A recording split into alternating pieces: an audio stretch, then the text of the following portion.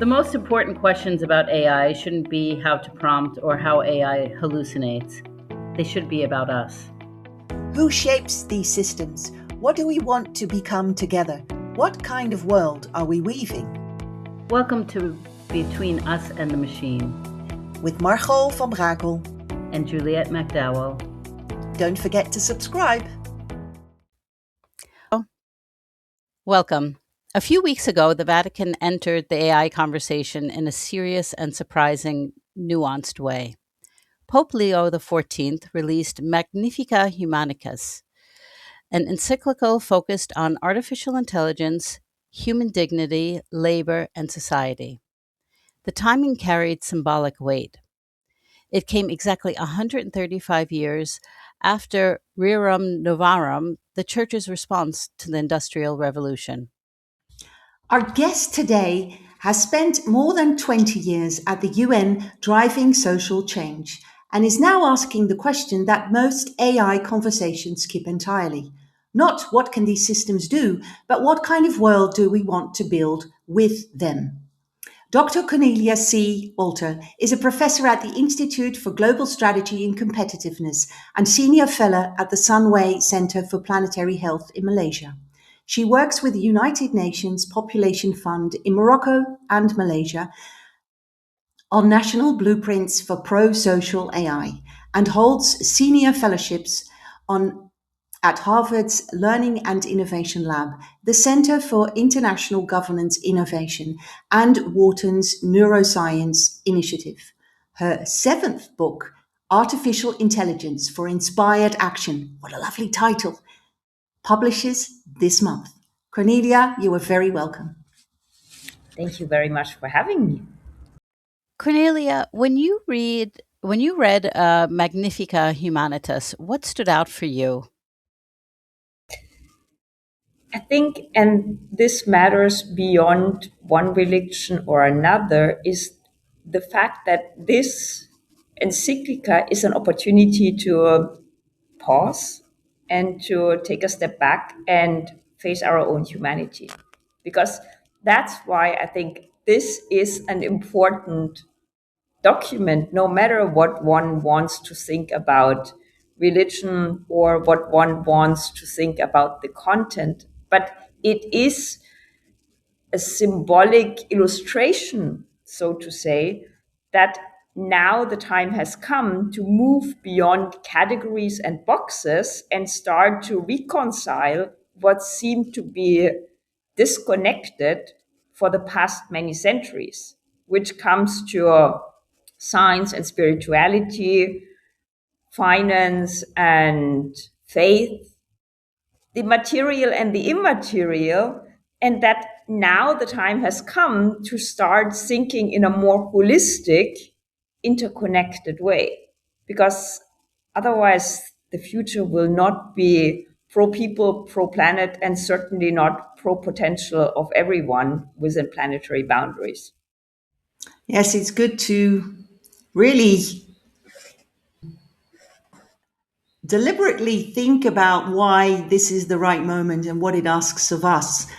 So thank you for pointing that out. And another question on the Magnifica Humanitas is that the Church made a deliberate choice to connect this moment back to the Industrial Revolution through Rerum Novarum. So why does that parallel matter? What are we supposed to learn from it?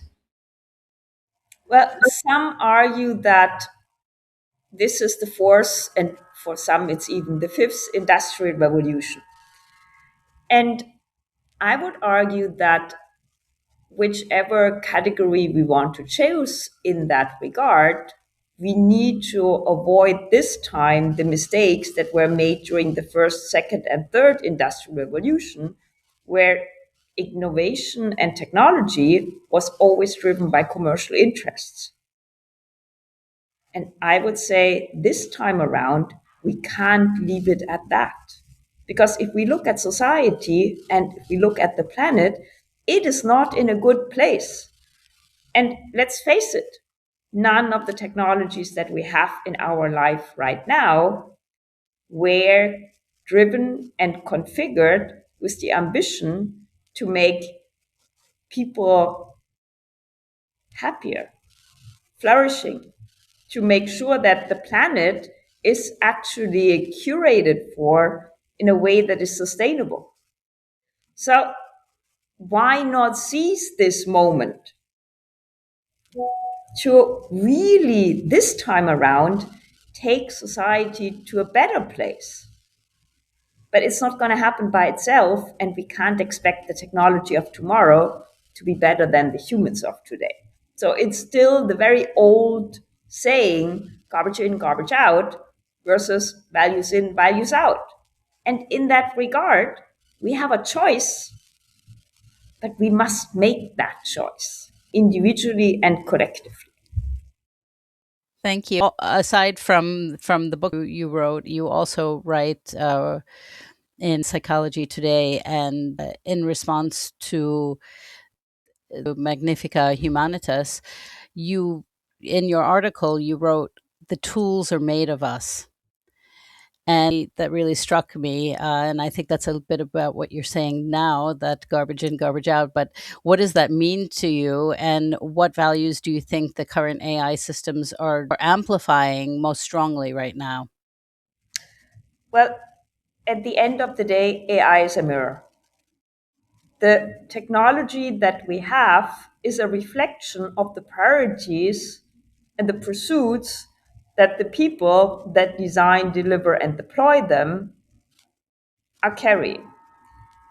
Now, if we want a future that is characterized by generosity, by kindness, by sustainability, all of these values, then maybe it's time now to really have a very candid view on if those values are currently what is shaping the social interplays, that is currently shaping the institutional regulations. And if not, then it's not the technology that is going to save us from ourselves. Yeah. And another way of looking at the mirror that you talk about. So if these tools reflect us and we are not always at our best, what does that ask from us right now? Well, I would say, as I said earlier, let's take a step back and look at the white elephants that we have shooed underneath the table for too long because they're uncomfortable to look at.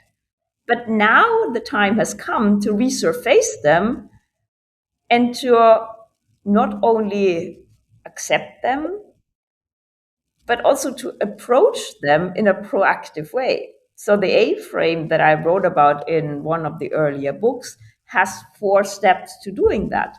Awareness of what's the status quo, appreciation of our positive sides, of the positive sides of the technologies, our NI, our natural intelligence, and of our AI, but also appreciation of the downsides, the limitations of both, acceptance of those limitations, and finally, accountability. Because no matter how sophisticated our tools will become, at the end of the day, we should still consider that the human user remains accountable for the outcomes. Exactly. That's important. Yes. So I think you've gotten into it a bit, but I think one of the more exciting pieces of your work is the Prosocial Index. And what does this really mean in practice for somebody who's building or deploying a system today?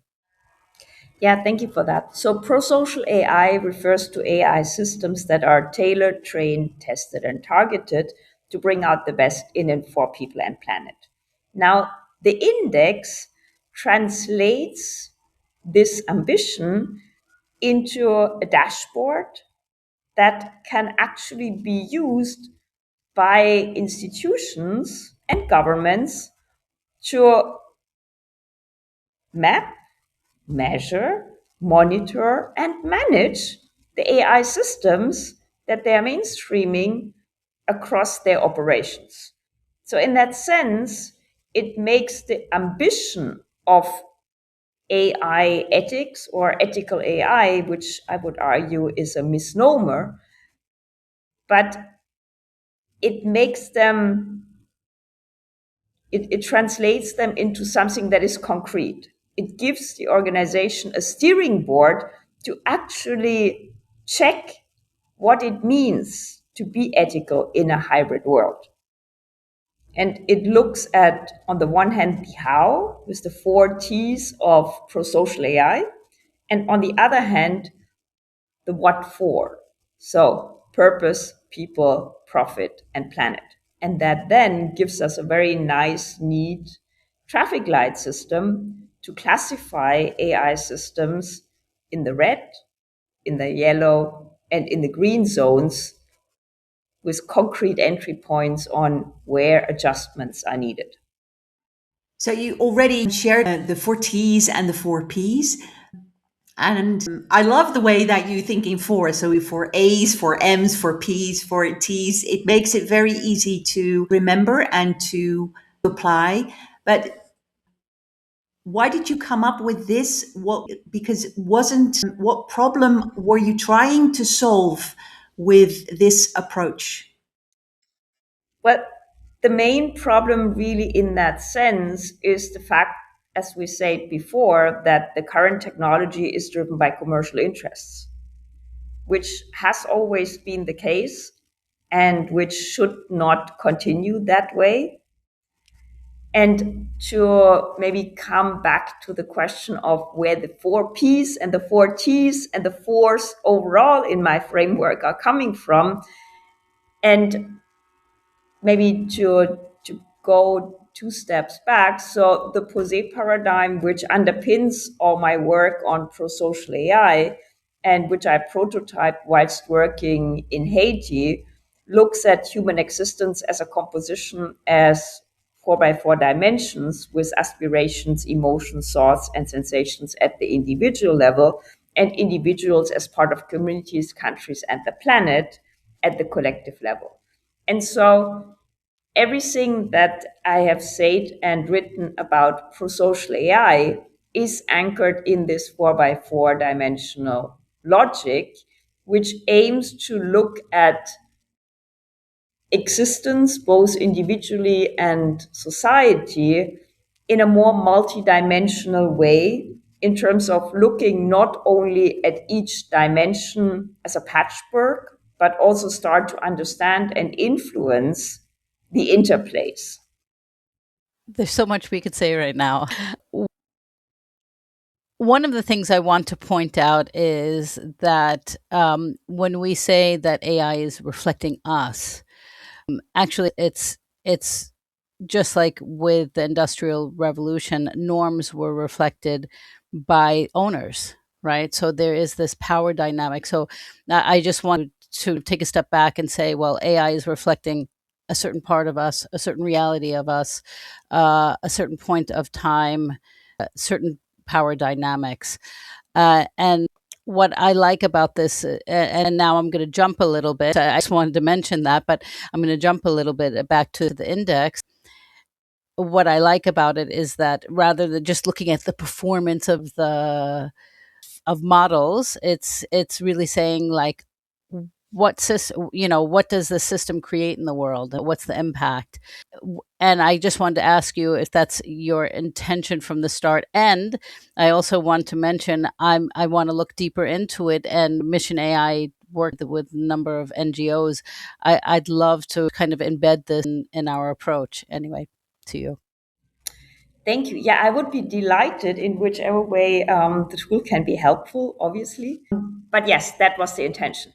Because I think we spent a lot of time on the how and very little with the why.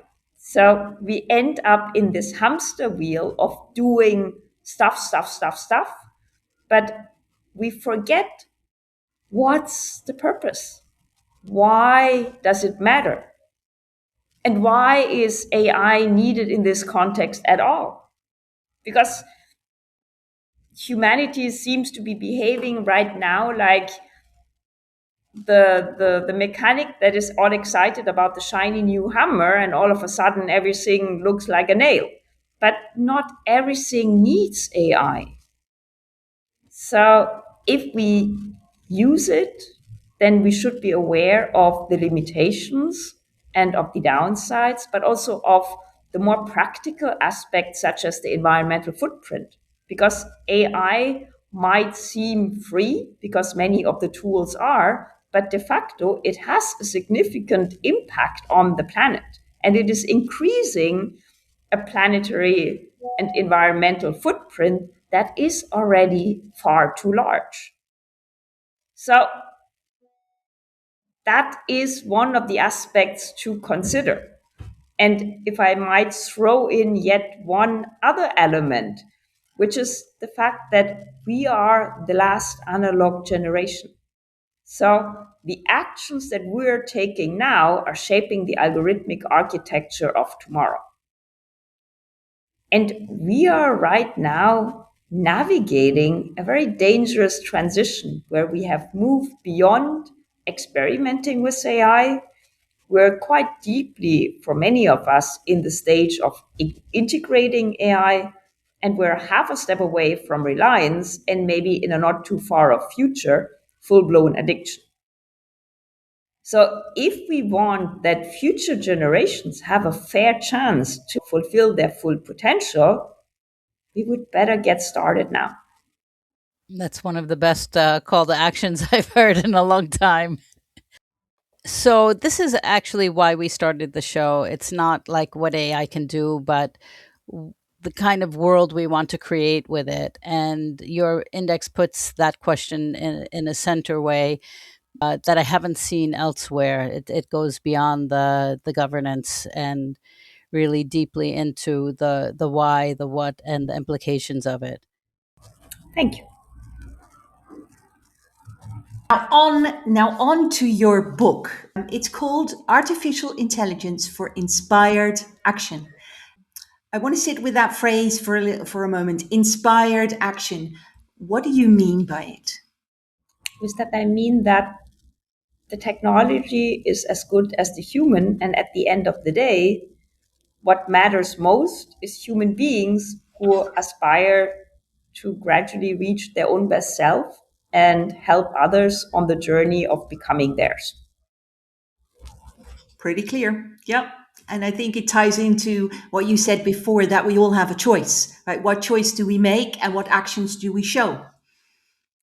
Yes, exactly. And that requires, in a hybrid world, hybrid intelligence, which arises from the complementarity of natural intelligence, so a holistic understanding of self and society, people and planet, and algorithmic understanding, which is not just what's the latest tool, but also what are the influences on our ability to think, to act, and to interplay with one another in an autonomous way. So, double literacy. So, yes, what you following that, AI can optimize, predict, and synthesize many things efficiently. And your work highlights the distinction between intelligence and wisdom. How do you define that distinction, or did you just? Well, intelligence, and there are very many debates around that topic without going into that. But the way in which I refer to it in regards to that distinction is that intelligence, as it is very often referred to, is more the cognitive side of things. And even if we refer to it in that sense, the natural ability for giving sense and reasoning is still far more wide reaching than the artificial side of things. But also wisdom is what you make with it, and which is then yet again underpinned by the why. Yeah, from cognition to wisdom. That's the trick. And a little bit deeper into this hybrid intelligence, into the double literacy. And what I see in all around me is that there's huge focus on AI literacy. So there's a lot of investment in that, but the other part is forgotten, and the part that you bring in with your vision. So human and machine capabilities working together. So can you elaborate a little bit more what a healthy version of this relation actually looks like, the human and the machine? Yeah, thank you. It's embedded in hybrid intelligence, so the complementarity of NI and AI. And double literacy refers to a holistic understanding of these 4x4 dimensions that I referred to before, with aspirations, emotions, thoughts, and sensations at the individual level, and the individual as part of a community, a country, and a planet at the collective level.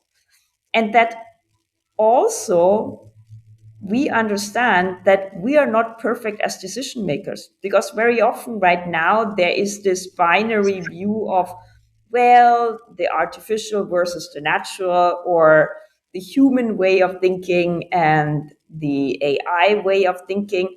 But I think that misses again the point. It's about understanding that neither is perfect.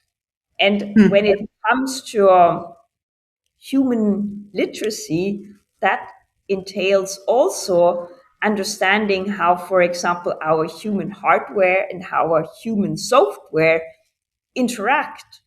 And that, for example, what you had for lunch might influence how you are able to concentrate afterwards. Or the fact that you didn't sleep well might affect your ability to concentrate. Or all these various types of biases that we have. Probably you read Thinking Fast and Slow, Daniel Kahneman. Fantastic book. I have read it 5 times. I'm still not protected from my own biases. But this is the kind of very basic knowledge that should be embedded from the kindergarten up to the workspace. Because if we're interacting with sophisticated artificial entities that are tailored to exploit every single one of our Achilles heels, then our best protection is to start understanding ourselves. And then on the other side of things, the algorithmic literacy goes also far beyond the AI literacy component towards understanding how these tools influence us. And that comes back, for example, to aspects such as agency decay that I mentioned before, with this transition that is currently going on, and with cognitive surrender as one of the many dangerous manifestations of it. So, switching a little bit, I'd like to talk a little bit about scaling and keeping that human presence. And in my work with NGO and government institutions, even with the best intentions, when we scale, often this leads processes to be such that the human element gets minimized. How do you preserve meaningful human presence within that scaling pressure?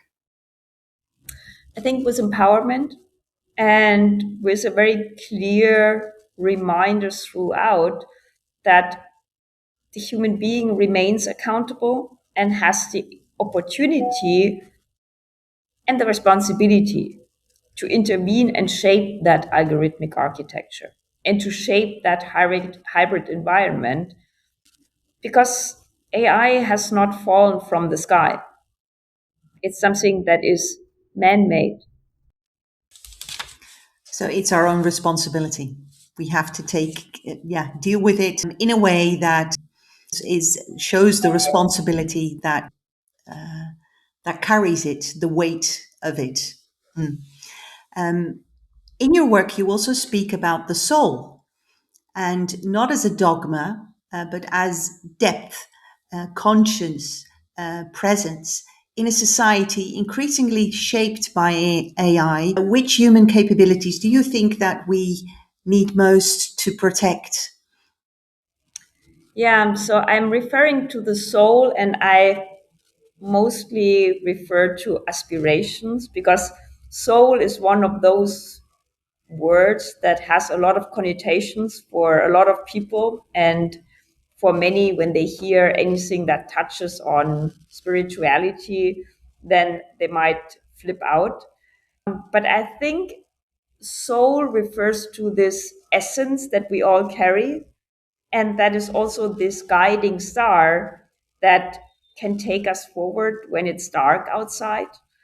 And so that's why the aspiration, and which is directly tied for me as the why that links to inspiration, hence the title of the latest book, matters. And it matters particular now because amongst all the different choices that we have at our disposition, it's very easy to lose track.